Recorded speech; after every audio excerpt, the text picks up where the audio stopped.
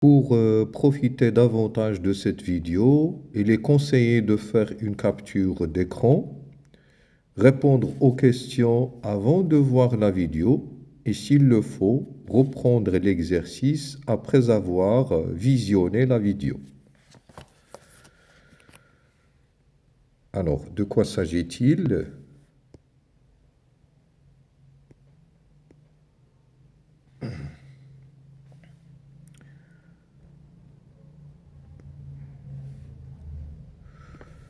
Eh bien, il s'agit d'un mouvement d'un satellite autour d'une planète ou d'un astre. Phobos est l'un des satellites naturels qui tournent autour de Mars.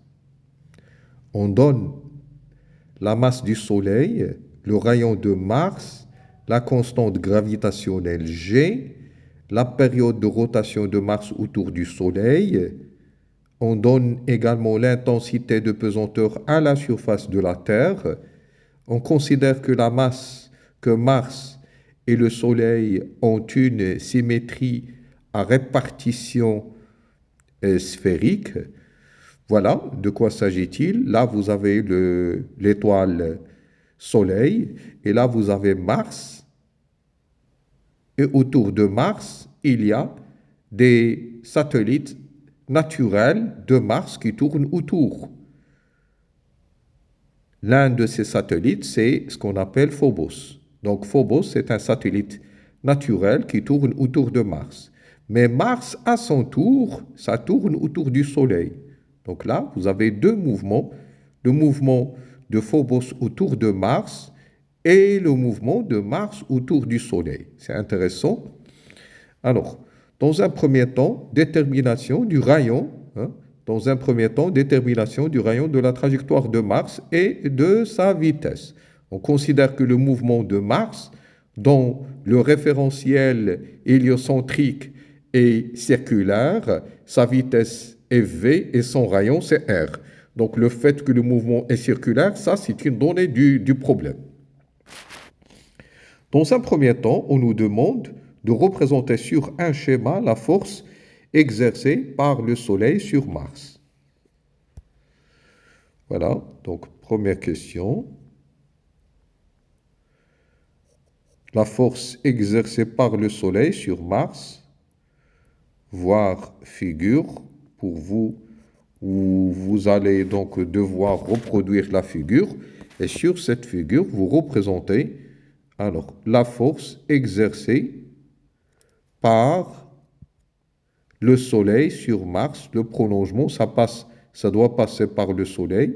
Ça, c'est la force exercée par le Soleil sur Mars. La force exercée par le Soleil sur Mars, c'est fait. Et dans une deuxième question, 2, on nous demande d'écrire en fonction de G, M Soleil, M Mars et R l'expression de l'intensité F Soleil sur Mars de la force d'attraction universelle qu'exerce le Soleil sur Mars. On cherche juste l'expression de l'intensité. Et donc, oui, c'est du cours. La force exercée par le Soleil sur Mars en intensité, c'est la constante de gravitation universelle, G, fois la masse du Soleil, fois la masse de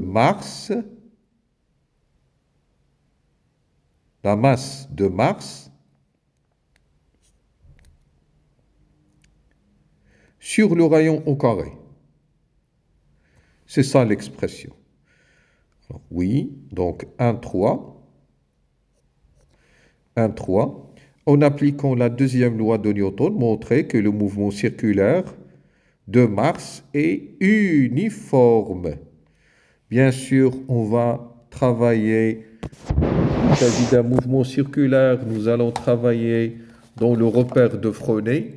Le repère de Fresnel a une composante tangentielle Alors c'est là, et une composante à un vecteur unitaire tangent et un vecteur unitaire normal. Donc la normale, c'est celle-là, elle est orientée vers le centre. La tangente, c'est celle-là, elle est collinéaire à la vitesse, elle est orientée dans le même sens que le mouvement. Ça, c'est U, et ça, c'est N. Ça, c'est le repère de Fronet. OK? Donc, on va appliquer la deuxième loi de Newton au satellite ou bien à Mars.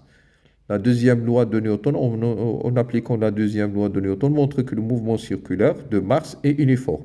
C'est-à-dire la deuxième loi de Newton appliquée à Mars. À Mars. Donc ça va nous donner la force exercée par le Soleil sur Mars. Elle est égale à M de Mars. C'est ce qu'on a noté M, grand M Mars, M Mars, fois l'accélération.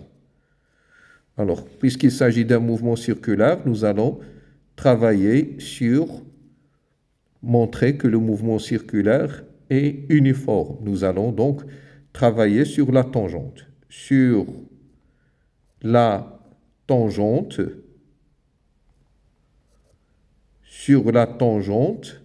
U du repère de Fronet, du repère de Fronet. Nous avons donc la force exercée par le Soleil sur Mars, tangentielle, est égale à M Mars fois l'accélération tangentielle. Or, la force exercée par le Soleil sur Mars n'a pas de composante sur la tangente. Donc, F, c'est là, la force. Cette force-là, elle est perpendiculaire à cette tangente-là. Donc, cette force n'a pas de composante sur cette tangente, puisqu'ils sont perpendiculaires. Et donc, cela veut dire que F Soleil sur Mars, tangentielle, il est égal à 0, et par suite, A tangentielle, il est égal à 0, et par suite, D de V sur D de T est égal à 0, et par suite, la vitesse est égale à une constante. Donc, il s'agit bien d'un mouvement circulaire uniforme. Le mouvement circulaire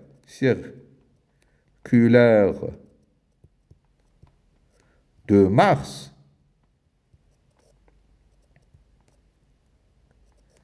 est un mouvement circulaire uniforme. Voilà pour ces trois premières questions. Alors, il y a une suite à l'exercice.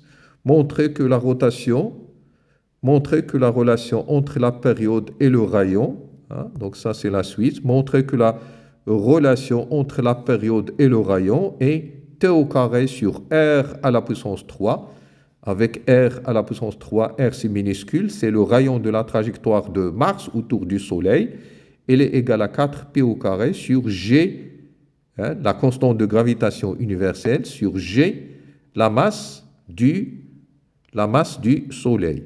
Voilà, donc la formule que l'on veut démontrer, c'est celle-là.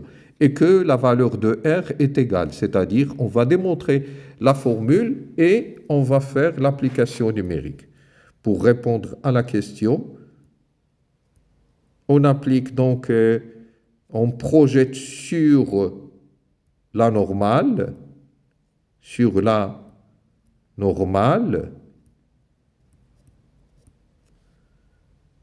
N du repère de Fresnel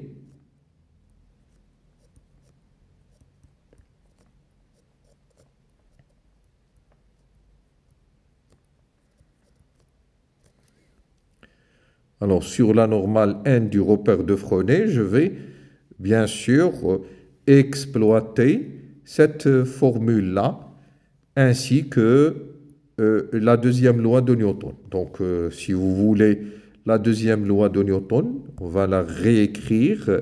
F Soleil sur Mars est égal à m fois A.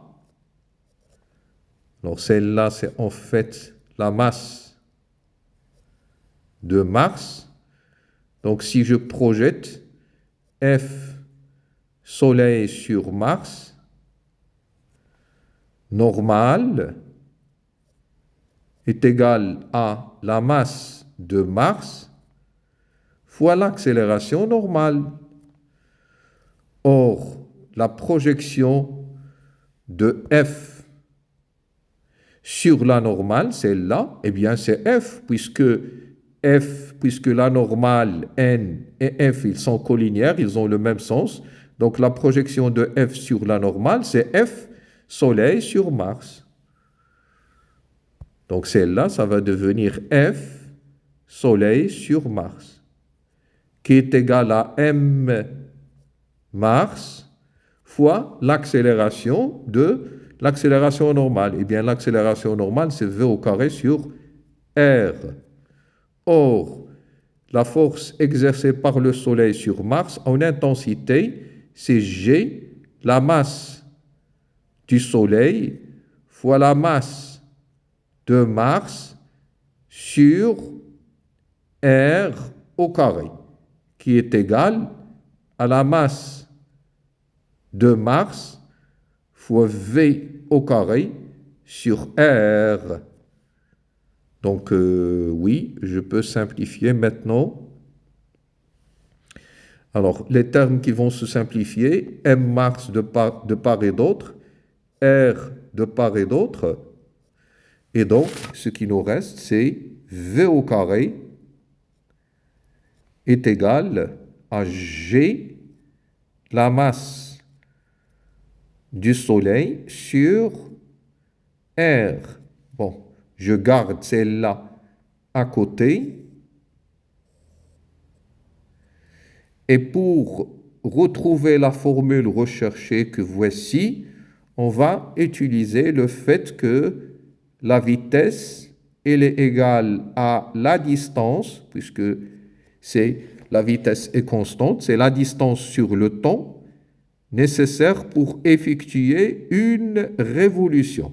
La distance pour une révolution, c'est le périmètre. Le périmètre, c'est 2πr sur t, d'où t est égal à 2πr sur v. C'est donc t au carré, je vais élever le tout au carré, c'est 4π au carré fois r au carré sur v au carré. Alors, t au carré, c'est 4π au carré, r au carré, sur v au carré, c'est g, la masse du Soleil, sur r. Ainsi, t au carré est égal à 4π au carré sur g, la masse du Soleil, fois R3. C'est ça l'expression de T. Et nous, on cherche à démontrer que T Mars au carré sur R3 est égal à 4π au carré sur G, la masse du Soleil, et c'est fait. Voilà, c'est ce qu'on veut démontrer.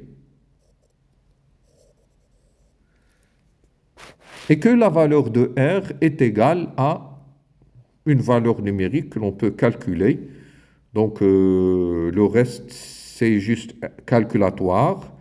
R, il est égal donc à T m au carré fois G fois la masse du Soleil sur 4 pi au carré, le tout à la puissance 1 tiers. C'est donc Tm c'est 687 jours et chaque jour c'est 8400 ou bien 84 400 secondes.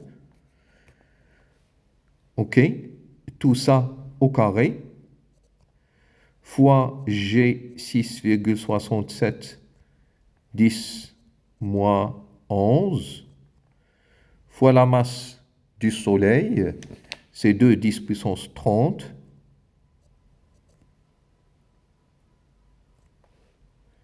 que l'on divise par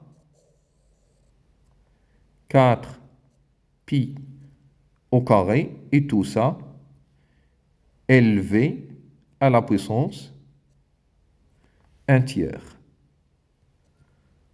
Alors, vous calculez tout ça, et ça va vous donner exactement ce qu'on veut. Alors,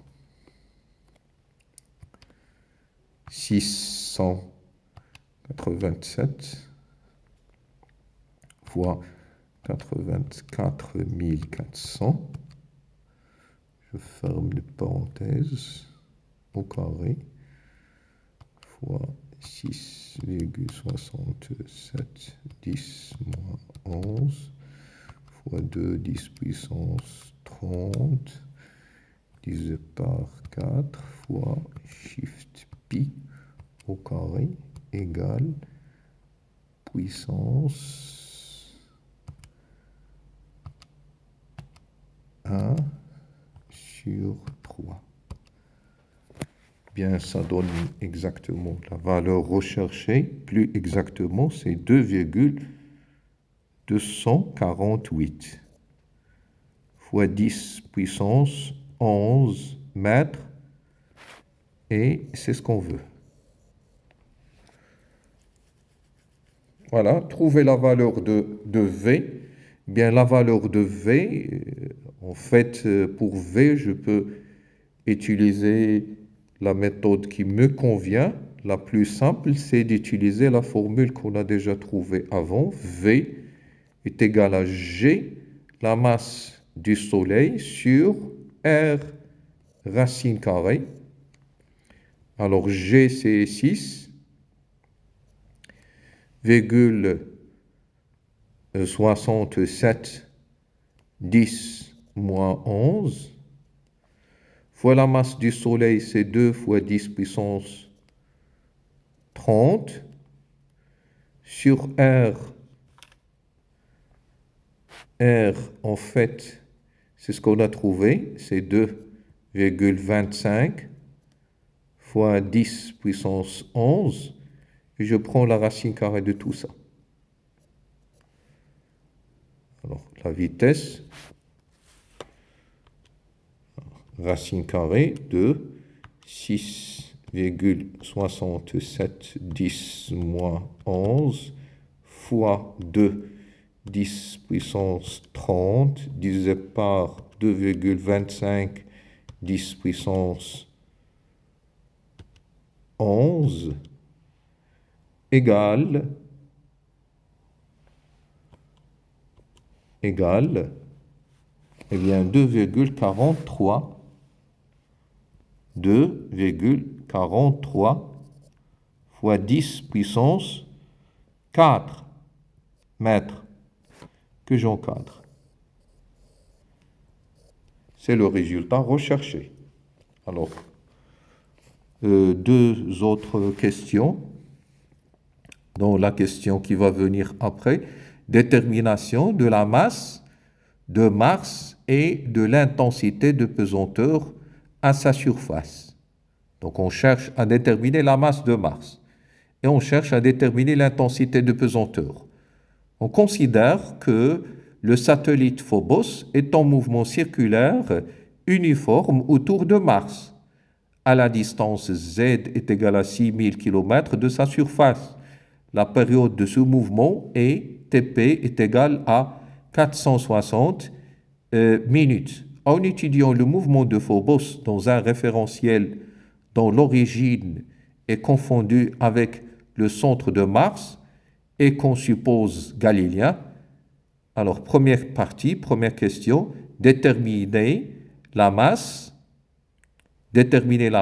M Mars de Mars. Et dans une deuxième partie, on nous demande de calculer l'intensité de pesanteur à la surface.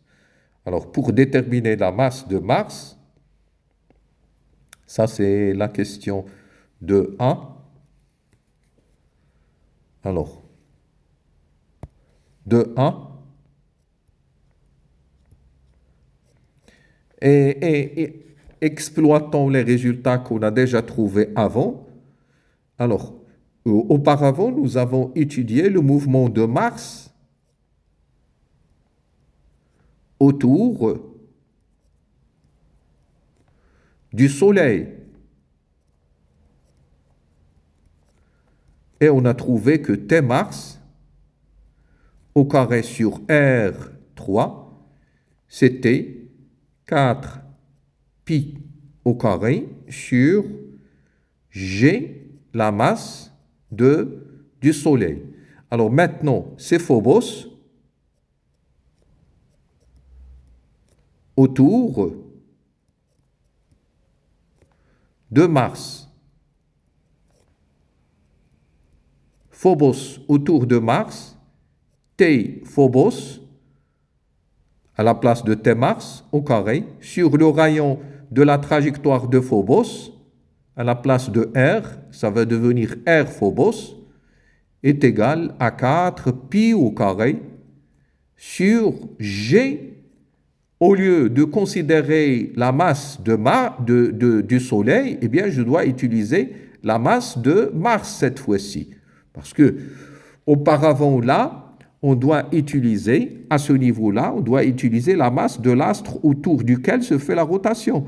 Là, la rotation autour de Mars, autour du Soleil, donc c'est la masse du Soleil. Et là, c'est la rotation autour de Mars, donc c'est la masse de Mars. Voilà. Et par suite, j'en déduis que, d'après cette deuxième relation que je vais appeler étoile, d'après la relation étoile, j'en déduis que la masse de Mars, elle est égale à 4 pi au carré fois R Phobos sur G T Phobos au carré. Alors, 4 pi au carré. Alors, le rayon de Phobos, voilà, donc c'est important de comprendre cette subtilité. Le rayon de la trajectoire de Phobos, voilà donc la trajectoire de Phobos, c'est toute cette distance. D'accord? Et donc, cette distance, c'est le rayon de Mars. Le rayon de Phobos, c'est le rayon de Mars plus cette hauteur-là, qu'on a noté l'altitude Z. Donc plus Z, ça c'est important. Il faut bien voir cette distance sur la figure. Le rayon de la trajectoire de Phobos, c'est le rayon de Mars auquel on doit ajouter l'altitude Z, c'est-à-dire la hauteur de Phobos par rapport à la surface de Mars. Donc voilà, ça c'était une difficulté à laquelle il faut faire attention. Donc le rayon de Phobos, c'est le rayon de Mars auquel on ajoute Z. Attention, il y a un 3 qui manque ici. Voilà, et je divise par G, T, Phobos au carré. Alors, application numérique, M Mars est égal 4 pi au carré. Le rayon de Mars, c'est 3400 kilomètres et Z qu'on doit ajouter, c'est 6000 kilomètres. Je ferme les parenthèses et je dois multiplier par 10 plus 3 pour convertir en mètres. Et puis élever tout ça à la puissance 3 sur G 6,67, 10 puissance moins 11, fois TP. Alors TP, T phobos, c'est 460 minutes. Et chaque minute, c'est 60 secondes. Donc je dois multiplier par 60 et élever tout ça au carré. Et donc ça nous donne M Mars est égal. L'application numérique, c'est important au baccalauréat. Vous devez faire l'application sans faute. Alors, pi au carré fois, j'ouvre des parenthèses là, hein, donc 3600, 3400 plutôt, 3400, à laquelle j'ajoute 6000, je ferme les parenthèses, fois 10 puissance 3, je ferme les parenthèses, à la puissance, alors attention là, je ferme les parenthèses, à la puissance 3, et puis en bas, 6,67 10 moins 11 fois, j'ouvre les parenthèses, 460 fois 60, je ferme les parenthèses au carré et ça donne. Alors ça donne 6000, alors ça donne 6,45 fois 10 puissance 23 kg. Donc ça, c'est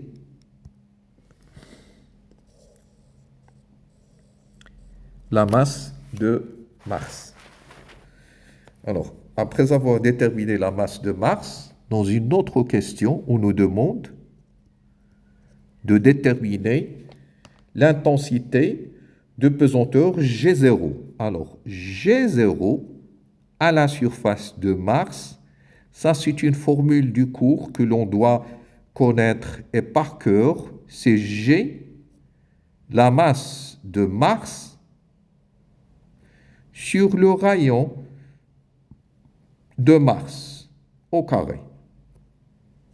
Donc ça, il faut le retenir. Ce résultat-là, c'est un résultat très important à retenir,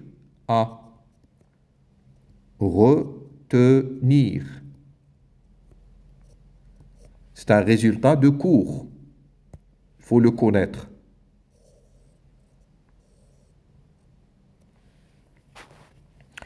Alors, bien sûr, pour l'application numérique, on n'a qu'à remplacer. Il ne faut pas sous-estimer l'application numérique, ça compte beaucoup. Hein. Donc, 6,67, 10 puissance moins 11, que l'on va multiplier par la valeur qu'on a trouvée, 6,45 fois 10 puissance 23, que l'on divise par le rayon R Mars qu'on nous a donné, c'est 3400 fois 10 puissance 3 fois 10 puissance 3, le tout au carré. Et ça donne G0 Mars est égal. Alors, qu'est-ce que ça donne? Alors, 6,67 10 puissance moins 11, que l'on va multiplier par un quotient 6,45 10 puissance 23, que l'on divise par 3400 fois 10 puissance 3 au carré, et ça donne. Eh bien, ça donne 3,72 mètres par seconde au carré, ou bien newton, ou bien 3,72 newtons par kilogramme. C'est la même chose. Alors, voilà le résultat. En dernière partie, elle a comparé avec la valeur expérimentale, la valeur mesurée expérimentalement. Eh bien, G0 expérimental, G0 expérimental, elle est égale à 3,8 newtons par kilogramme. Eh bien, ce qu'on peut dire, c'est que les deux valeurs sont de même ordre de grandeur.